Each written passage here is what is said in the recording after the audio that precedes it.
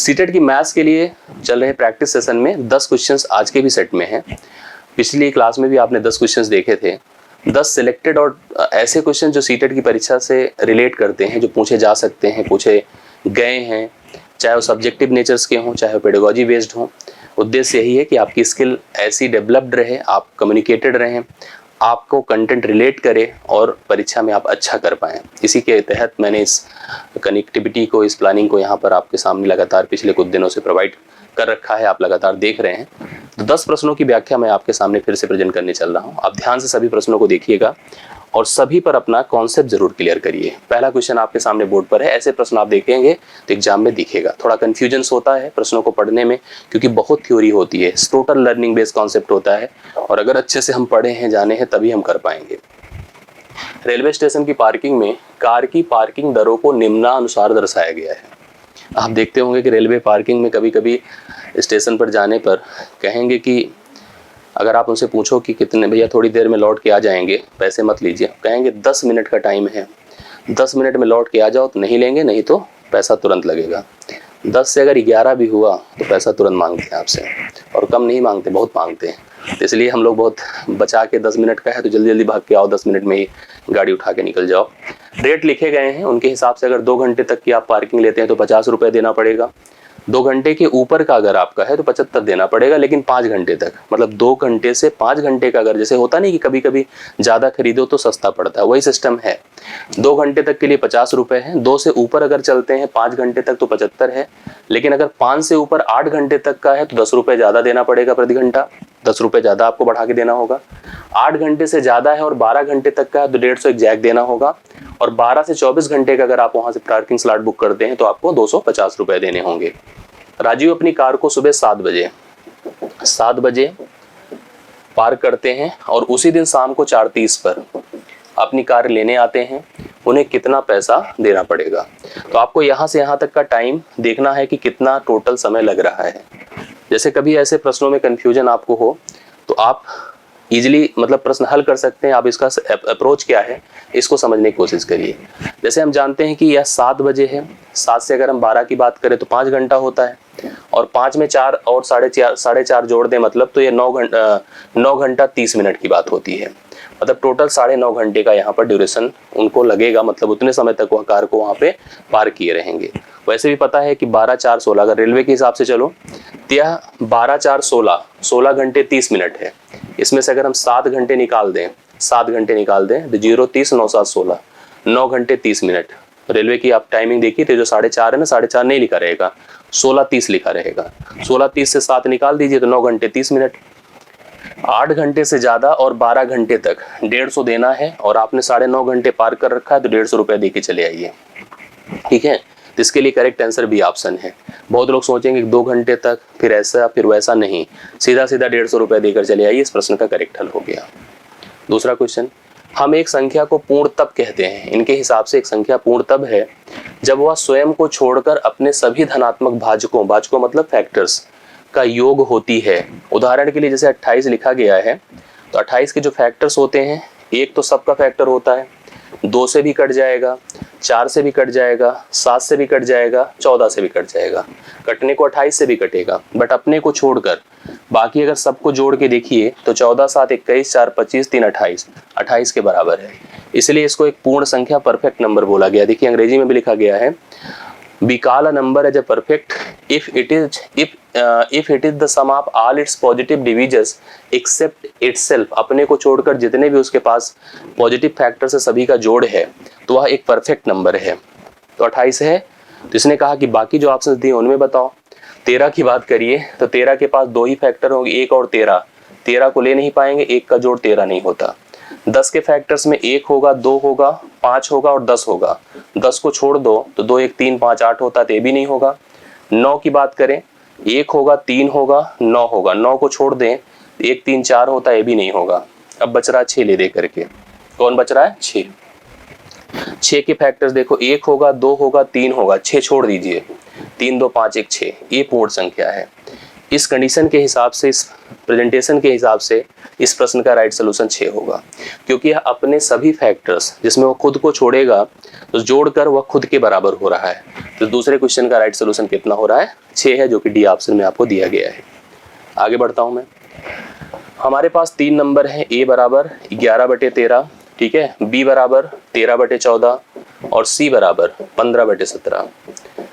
ये 3 भिन्न है, निम्नलिखित में कौन सा कथन? देखिए यहाँ पर असेंडिंग डिसेंडिंग या क्रम आर्डर को दर्शाया गया है। जैसे अगर 5 3 से बड़ा है तो इसको ऐसे प्रेजेंट किया जाएगा, अगर 5 8 से छोटा है तो ऐसे प्रेजेंट किया जाएगा। तो छोटे बड़े का सिस्टम है। जैसे यहाँ पर देखिए इसके हिसाब से 13/14 सबसे बड़ा है, उससे छोटा 15/17, उससे छोटा 11/13, मतलब 13 छोटे से बड़े को दर्शाया गया है, कहीं कहीं दूसरे हिसाब से, कहीं कहीं दूसरे हिसाब से प्रेजेंट किया गया है। हम आपको इसको समझाते हैं कि इसमें हम बड़े छोटे को कैसे अरेंज करें, डिसाइड करें।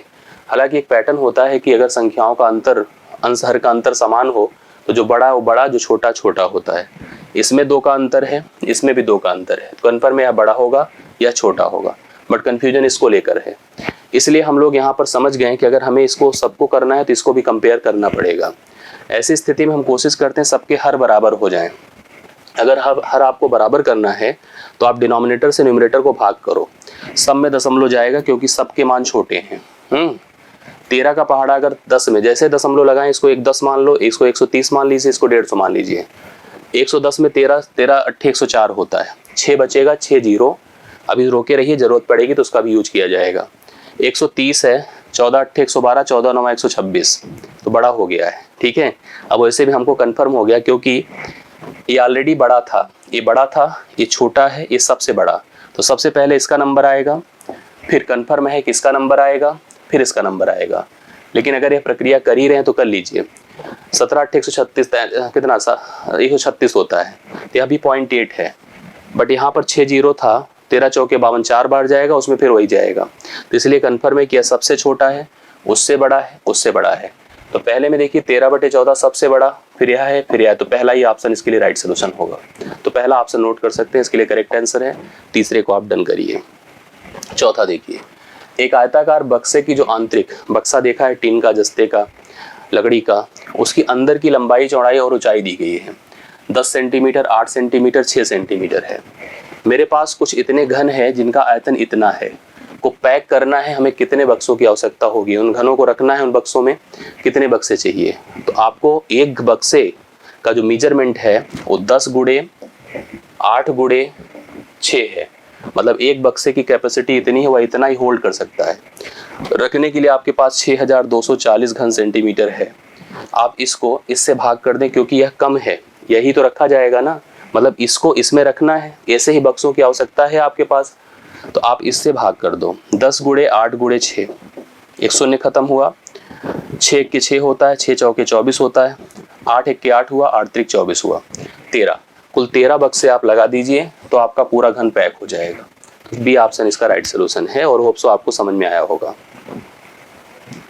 संतरे के हमें 15 लीटर और 286 मिलीलीटर जूस को गाजर के 19 लीटर या 714 मिलीलीटर जूस के साथ मिलाया गया।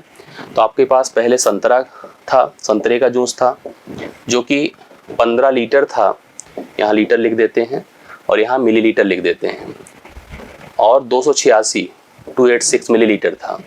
गाजर का भी जूस था, गाजर का भी था जो कि 19 लीटर था, 714 मिलीलीटर था।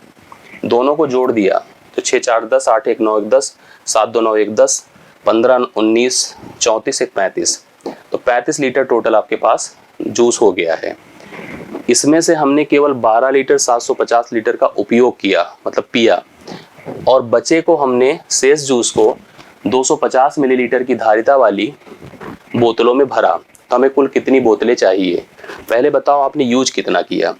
आपने यूज जो किया है वो कितना, केवल 12 लीटर 750 मिलीलीटर। ध्यान दीजिएगा, 1 लीटर जो होता है वह 1000 मिलीलीटर के बराबर होता है।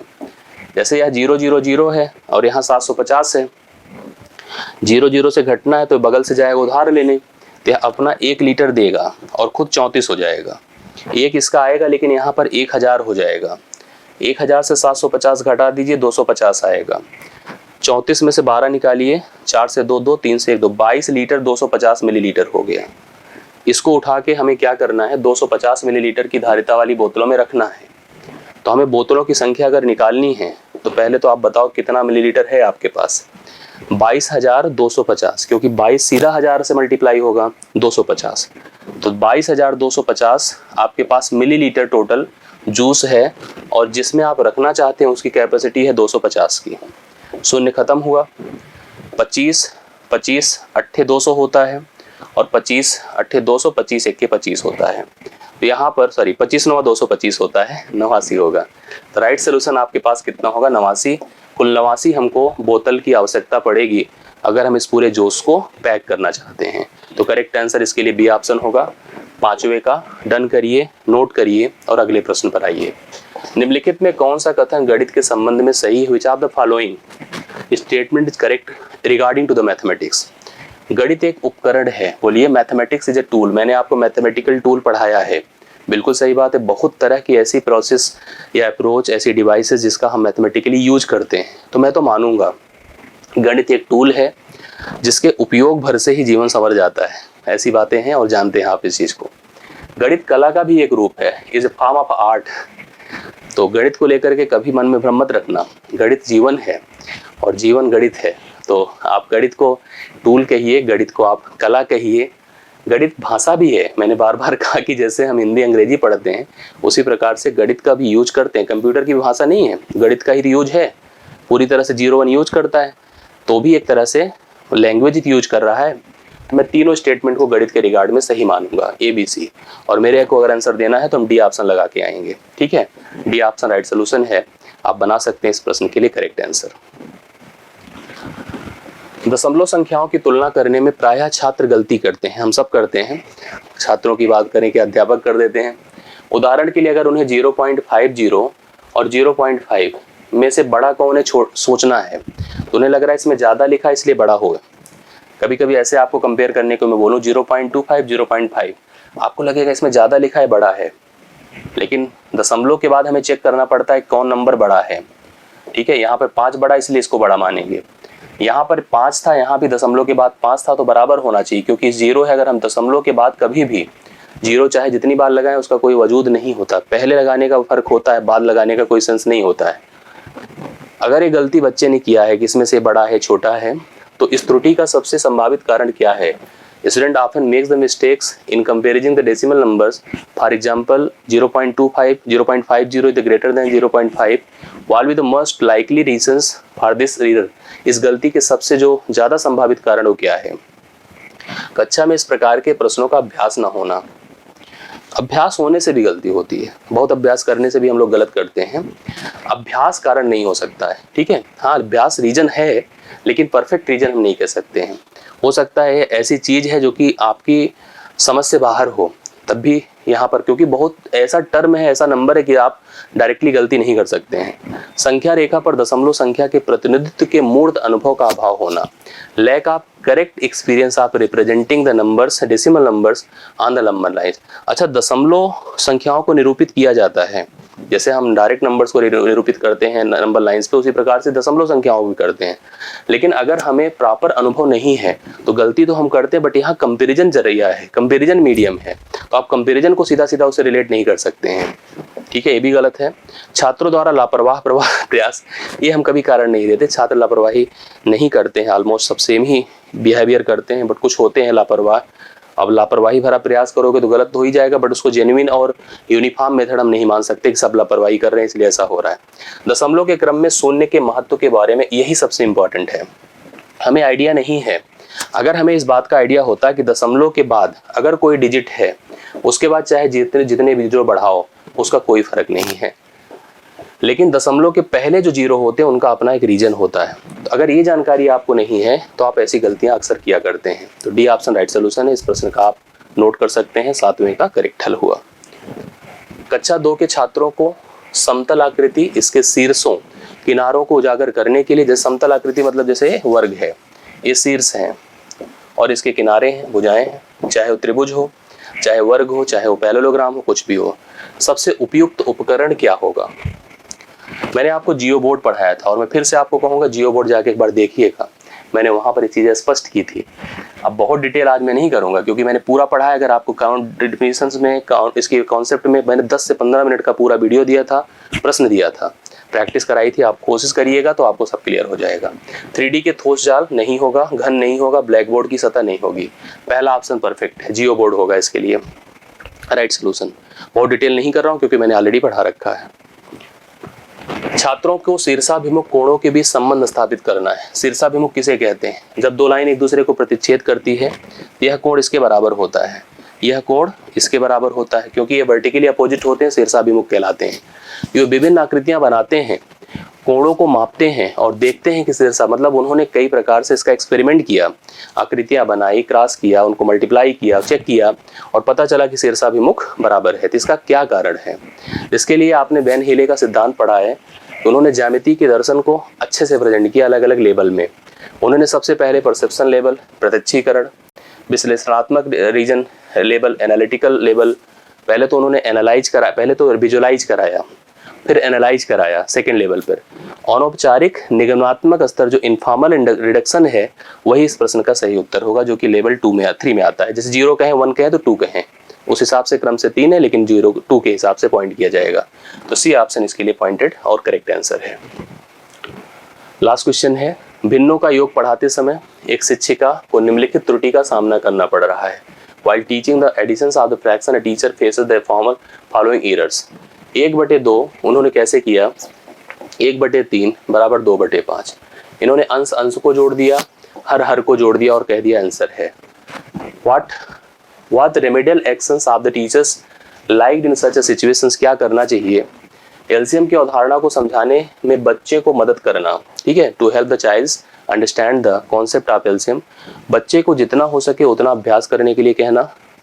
किसी हस्तक्षेप की आवश्यकता नहीं है क्योंकि जैसे वह बढ़ती है वह समझ जाएगी, ठीक है, ये नहीं हो सकता, ये नहीं हो सकता। प्रत्येक भिन्न के परिणाम को समझने में बच्चे की सहायता करना है भी नहीं। सबसे इंपॉर्टेंट है एलसीएम का कॉन्सेप्ट। आप जब तक ये नहीं बताएंगे कि इसका हर जब तक समान नहीं होगा, अंश को हम ऐड नहीं कर सकते। मतलब बेस अगर सेम नहीं है, जैसे हम नॉर्मली जोड़ देते हैं इसलिए क्योंकि उनका बेस एक जैसा होता है। यहाँ जब बेस ही सेम नहीं है तो हम ऊपर को कैसे ऐड कर सकते हैं? हम दो लोगों को कैसे ऐसे जोड़ सकते हैं जो सेम आधार के नहीं है, सेम पृष्ठभूमि के नहीं है? तो नंबर्स अगर हैं तो उनका बेस पहले सेम करना इंपॉर्टेंट, इसके लिए हमें इनका एलसीएम लेना होगा। तो बच्चे को एलसीएम की अवधारणा को समझाने में मदद कराएं, उसका अप्रोच बताएं क्यों ऐसा हम कर रहे हैं और इस वजह से ऐसा गलती यहाँ पर इस तरह से फील हो रही है। आई होप आपको समझ में आया होगा।